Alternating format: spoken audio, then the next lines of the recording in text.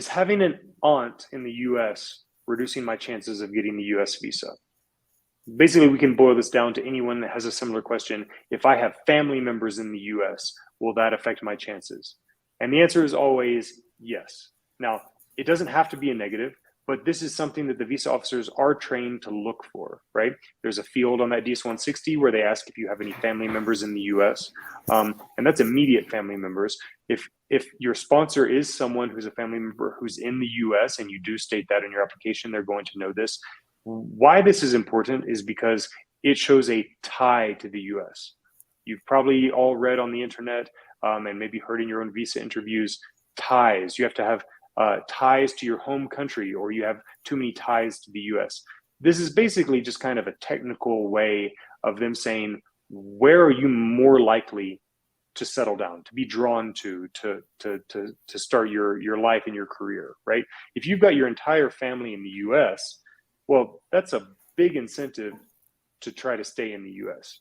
But if your family is all in your home country, then you have more of ties to your home country. So having that aunt there could be seen as a negative. So you can't expect that you can go in there and just say, yes, my aunt is in the US, and then say no more, because the visa officer's imagination is going to be going in every direction, considering every single scenario, and usually the negative ones that would lead you to want to stay in the US permanently, right?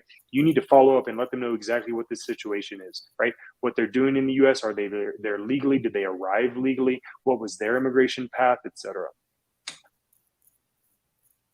Yeah, I think that's a really good point.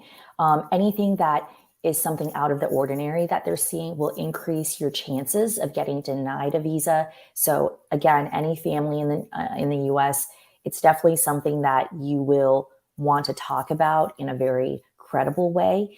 And I have seen this be, generally it's a negative factor, but you can maybe even turn it into a positive factor depending on how well prepared you are for the interview, what your relationship with this aunt is.